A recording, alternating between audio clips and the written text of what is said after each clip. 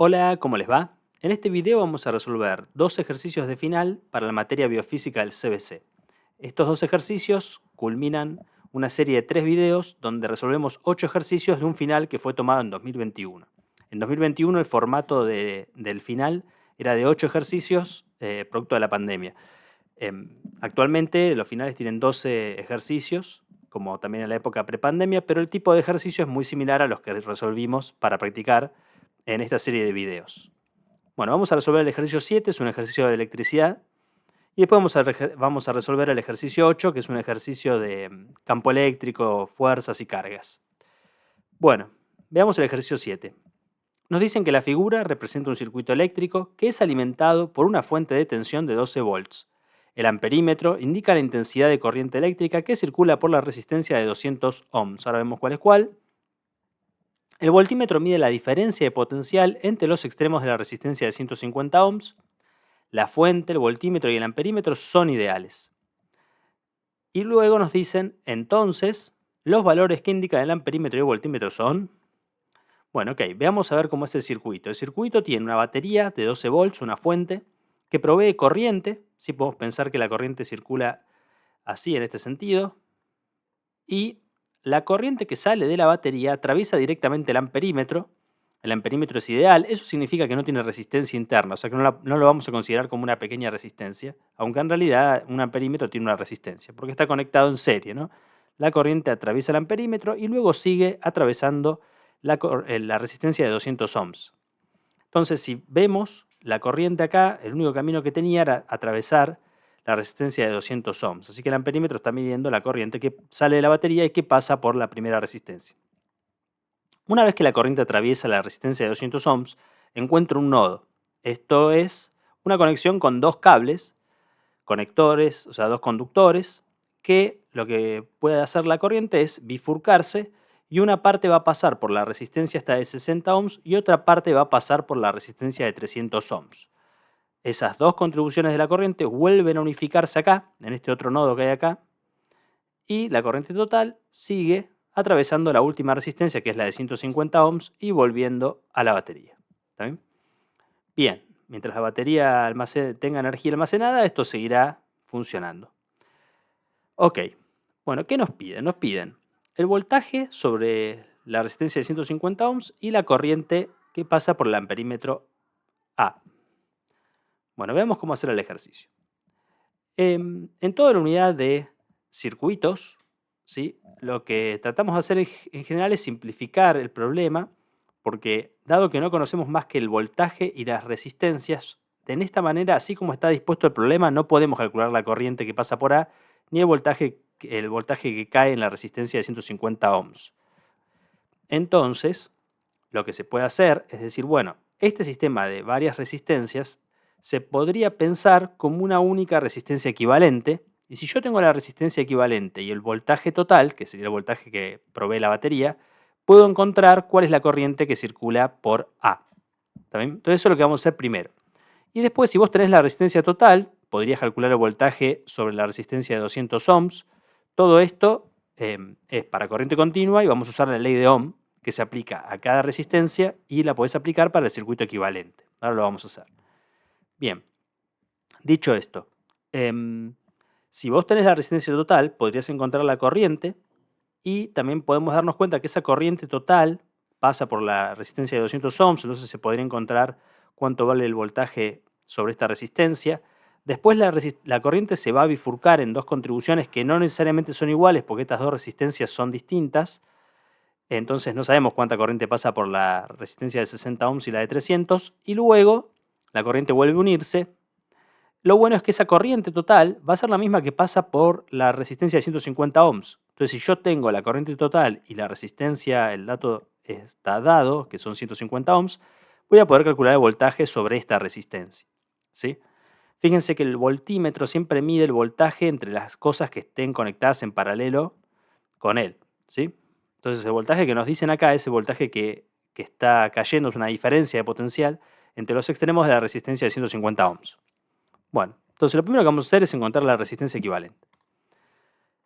Bien, yo acá escribí acá abajo que la resistencia equivalente vos la podés pensar como la primera resistencia, la de 200 ohms, fíjense que la corriente pasa por la de 200 ohms. Luego se bifurca y pasa una contribución por la de 60, otra por la de 300 ohms, y luego se vuelve a unir. Entonces, estas dos resistencias que están en paralelo entre sí porque sus extremos se tocan, la podemos pensar como una única, ¿sí? Una equivalente, acá que llamé R23, y después la corriente pasa por la otra resistencia, ¿sí? La corriente total pasa por la resistencia de 150 ohms, así que tenemos también la resistencia de 150 ohms en serie con las otras dos, con la resistencia de 200 ohms y el equivalente de la de 300 más la de 60.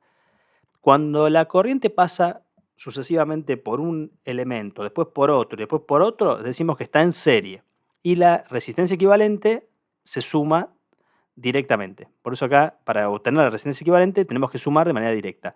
R1 más R23 más R4. Esto no es una resta, sino que es el guión como para decir que es la resistencia equivalente entre 2 y 3. Bien, entonces vamos a reescribir este circuito. La corriente sale por la batería. Pasa por la primera resistencia de 200 ohms. Acá se la representa como una cajita, que es la otra forma que tenemos para representar resistencias. La corriente en este punto encuentra dos posibilidades, dos caminos, ¿sí? Que son estos dos que están representados acá, y tenemos la resistencia de 60 y la de 300. ¿Sí? La de 60 la vamos a llamar resistencia 2, tiene 60 ohms, la resistencia 3 tiene 300 ohms, y luego en este nodo, que acá lo representamos acá, la corriente vuelve a unificarse y la corriente total pasa por la última resistencia, que es la de 150 ohms. Esto es el sistemita reescrito, para darnos cuenta que esta resistencia está en serie con todo esto y con esto. Entonces, lo primero que podemos hacer es sumar estas dos que están en paralelo entre sí. Y las podemos pensar como una sola, que va a estar en serie con la 1 y la 4. También esta es la R1, esta será la R23.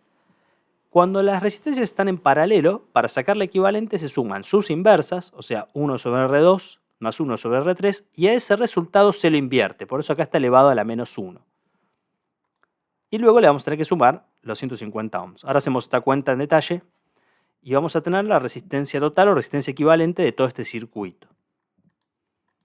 Bien, cualquier duda en alguno de los pasos pueden dejarlo en los comentarios y lo discutimos. Entonces la resistencia total va a ser la suma de 200 ohms más el resultado de R23 más 150 ohms. ¿Está bien? Eso es lo que tenemos que terminar de resolver. Ahora, la R23 da 50 ohms. ¿Por qué? Acá lo tenemos anotado. Bien, paso a paso. Entonces, R23 es 1 sobre R2 más 1 sobre R3, o sea, 1 sobre 60 ohms más 1 sobre 300 ohms, y a ese resultado lo tenés que invertir, o elevar a la menos 1 en la calculadora, ¿no? Si quieren pueden reemplazar en la calculadora esto de manera cuidadosa y el resultado final lo van a obtener y da 50 ohms. Si no, lo podemos pensar como fracciones equivalentes. Fíjense que si quiero tener un denominador común, al 60 lo puedo multiplicar por 5, 60 por 5 me da 300 ohms, pero si multipliqué por 5 arriba, para tener una fracción equivalente, tengo que multiplicar por 5, perdón, dije 5 abajo, 5 arriba. Entonces tengo 60 por 5, 300, 1 por 5, 5. Y me queda 5 300avos más 1 300avos, da 6 dividido 300avos. Dividido 300. Bueno, 6 dividido 300. Si lo tengo que invertir es 300 dividido 6. 300 ohms dividido 6, que son 50 ohms. Esa es la resistencia equivalente de esas dos que están en paralelo. Y recuerden que siempre que suman resistencias en paralelo, primero fíjense que los dos extremos tienen que tocar, y otra cosa más es, el resultado final de esa suma siempre tiene que dar más chico que la resistencia más chica de las dos. Fíjense que acá la más chica era 60 ohms. Entonces, si yo hago la cuenta y el resultado me da más grande que 60, bueno, podría volver para atrás, revisar y fijarme a ver dónde le pifié. Porque tiene que darme más chico que la más chica de las dos resistencias, o 3 si tuviesen 3, o más, ¿no? Y si tienen más resistencias, se suman acá adentro, ¿no? 1 sobre R2 más 1 sobre R3 más 1 sobre R5, 6, la que sea. Y después se invierte toda esa suma. Bien, volviendo para atrás. Entonces lo que queremos es la resistencia equivalente. La resistencia equivalente la vamos a poder obtener sumando 200 ohms más 50 ohms, que es la resistencia equivalente de estas dos, más 150 ohms, que es la resistencia 4. Eso nos da 400 ohms. Esa es la resistencia equivalente. O sea que esas cuatro resistencias, así como están dispuestas, son equivalentes a una sola de 400 ohms conectada a 12 volts ¿sí? Conectada a 12 volts. Todo esto es como tener una sola de 400 ohms, acá está representada con una cajita, conectada a 12 volts, ¿sí? Que tiene 400 ohms. Bien, ¿eso qué me permite? Ahora yo puedo aplicar la ley de Ohm, que es delta V, la diferencia de potencial es igual a resistencia por corriente, ahora lo vamos a hacer, y voy a poder encontrar cuál es la corriente total, o sea, cuál es la corriente que sale de la batería y que va a ser la que pasa por el amperímetro. Eso ya me da la respuesta, una de las respuestas que quiero obtener. Vamos con eso. Entonces tengo mi sistema equivalente, tengo una resistencia equivalente, la diferencia de potencial es 12 volts. Entonces podemos aplicar la ley de Ohm en el circuito equivalente. Recuerden que la ley de Ohm se puede aplicar a cada resistor o al circuito equivalente. Entonces, la diferencia de potencial es R por I. Diferencia de potencial dividido R es igual a la corriente. ¿Cuánto vale el voltaje? 12 volts dividido 400. Eso me da la corriente, ¿sí? Y eso, ¿cuánto me da? 0,03 amperes. Y acá tenemos el pasaje de unidades, más que nada porque si ustedes buscan en las opciones que tenía este examen, no está la opción de 0,03 amperes, está en miliamperes. Entonces, ¿cómo lo pensamos esto? Bueno, un miliampere es la milésima parte del ampere, o sea que un ampere son 1000 miliamperes. Entonces, si yo tengo 0,03 amperes, ¿cuántos miliamperes son? Bueno, tenés que hacer 0,03 por 1000 dividido 1. 0,03 por 1000 dividido 1, eso me da 30 miliamperes. Bien, con eso tenés una de las respuestas, que es cuál es la corriente que circula por A. Y ahora, ¿cómo seguimos? Porque yo sé que esta corriente es la misma que va a pasar por la resistencia de 200, pero no es la que pasa por 300 ni la que pasa por 60. Bueno, pero lo que podés pensar es que no sé cuánto es esto, pero cuando las dos corrientes se vuelven a unir, vuelven a ser 0,03 amperes o 30 miliamperes. Y esa corriente pasa por la resistencia de 150 ohms directamente, porque no tiene otro camino para hacer. Entonces, vos lo que podés aplicar para saber cuál es la diferencia de potencial entre los extremos de esta resistencia es la ley de Ohm, pero sobre esta resistencia. Es decir, ahora podemos aplicar esto, delta V, pero este delta V no es el de 12 volts, es el que no sé cuánto vale. Porque cuando vos tenés diferentes resistores dispuestos en serie, el voltaje total, esos 12 volts, es la suma de las caídas de potencial o los voltajes sobre cada resistor en serie. Entonces esto tiene que ser más chico que 12. Bien, entonces hacemos 150 ohms, que es la resistencia de este elemento, por la corriente 0,03 amperes, y eso me da 4,5 volts. Entonces busco entre las opciones cuál es la correcta, es la que tendrá, ¿sí? Me fijo acá, 4,5 volts, 30 miliamperes. Y con eso finalizamos este primer ejercicio, o bueno, era el ejercicio 7, este final de 8 ejercicios, pero con eso finalizamos este ejercicio. Bien, ahora pasamos a otro distinto. Este no tiene tantas cuentas, tiene un poco más de análisis conceptual. Y es el ejercicio 8, es un ejercicio de campo eléctrico y de trabajo del campo eléctrico, y nos hablan de protones, electrones. Ahora vamos a discutirlo con unos gráficos. Bien, me dicen, que cambiamos de tema, ¿no? En una zona donde el campo eléctrico es uniforme, ¿sí? Campo eléctrico uniforme era, por ejemplo, lo podías pensar como el campo eléctrico entre las placas de un capacitor. Uniforme significa que no importa dónde está, siempre vale lo mismo, ¿sí? Alguna cantidad, la unidad típica de campo eléctrico es Newton sobre Coulomb, ¿sí? Igual, o volt dividido metro, son las dos opciones. Pero bueno, acá nos dicen que el campo eléctrico es constante. Listo, eso es el campo eléctrico uniforme. Nos indican las flechas, ¿sí? Para dónde apunta, ¿sí? Ahora vamos a discutir eso, qué otro dato tenía la dirección de las líneas de campo eléctrico. Y nos dicen, ¿sí? Indicado por las flechas horizontales, se mueve una partícula, que no sabemos si es positiva o negativa, ahora veremos, entre los puntos A y C, A, B, C, pasando por B, ¿sí? Entonces, el trabajo de la fuerza eléctrica sobre la partícula entre esos dos puntos resultará, tenemos que decir si va a ser nulo o positivo, ¿no? Fíjense que las opciones son nulo, que sea 0, o positivo. Pero veamos cuáles son las opciones. Nulo, si la partícula es un electrón, que se desplaza desde A hasta C en el sentido ABC. nulo, si la partícula es un electrón. Bueno, bien, ahora veamos. Y la otra opción es que sea un protón. Entonces vamos a analizar esto. ¿Qué pasa si es un protón? Primero, recordemos, las líneas de campo eléctrico tienen la dirección de la fuerza que le aparece a una carga de prueba positiva. Entonces, si vos tenés una carguita positiva, la fuerza eléctrica, la fuerza electrostática que le aparece a esa carga, está en la dirección de las líneas de campo. Si la carga es negativa, va para el otro lado de la fuerza. Primero eso.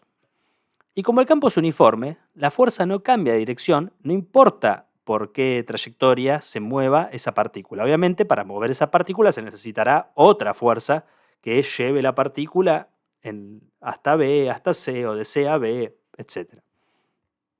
Bueno, eso por ese lado. Bien, ¿quién es una partícula positiva? El protón. Entonces, primero analicemos los enunciados relacionados con protones. Nos dice, positivo si la partícula es un protón que se desplaza desde A hasta C en el sentido ABC. Positivo si la partícula es un protón que se desplaza desde C hasta A en el sentido CBA. O sea, tenemos que ver qué pasa si vamos ABC, si vamos CBA. O positivo sin importar cómo se desplace el protón. Bueno, analicemos eso. Si vos llevas primero de A hasta B, tanto ir para arriba o moverte de B hasta A, el trabajo, ¿cómo tiene que ser? El trabajo tiene que ser 0. ¿Por qué? Porque el trabajo se calcula como módulo de la fuerza. En el caso del campo eléctrico, si tenés el valor, valía Q, o sea, el valor de la carga, que en este caso sería la carga del protón, por el campo eléctrico. Igual yo acá no lo sé, porque no me lo dan. Pero yo sé que la fuerza tiene algún valor que no es 0, el desplazamiento tiene algún valor que no es 0, si debe ser una cantidad de centímetros o metros, pero acá teníamos el coseno de alfa. Alfa era era el ángulo entre la dirección de movimiento, por ejemplo, si vas para arriba, es esta dirección, y el ángulo conformado es este que está acá, pero es 90 grados. Coseno de 90 es 0. Así que, tanto si vas de A hasta B o de B hasta A, la dirección de movimiento es la vertical, la fuerza es perpendicular, o sea, la fuerza va para allá. Entonces formás 90 grados, tanto si te moves para arriba o si te moves para abajo. Entonces, el trabajo entre AB y entre BC es 0. ¿Está bien? Pero acá dice que es positivo. Bueno, pero podría ser positivo si vas de B a C o de C a B.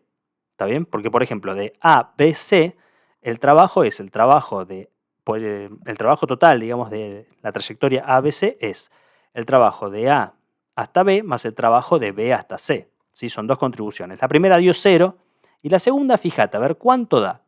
O por lo menos el signo, ¿no? Si vos movés esa carga positiva hacia la derecha, la fuerza sigue apuntando hacia la izquierda.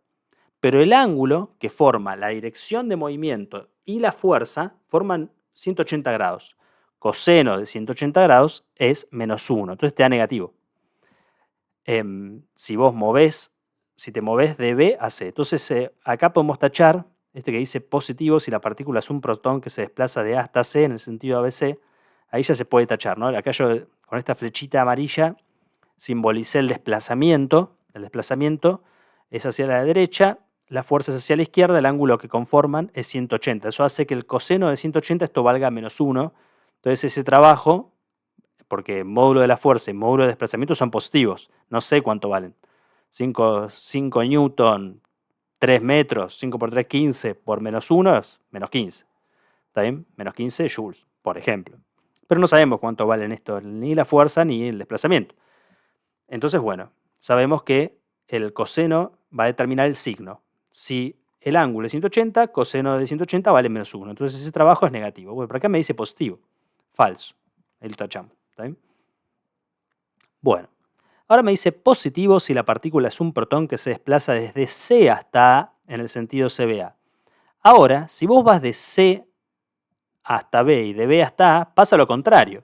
Porque ahora este vectorcito lo tendrías que invertir, va para el otro lado, entonces te queda dirección de desplazamiento, fuerza, porque la fuerza no depende de qué dirección te muevas, depende de las líneas de campo que están fijas.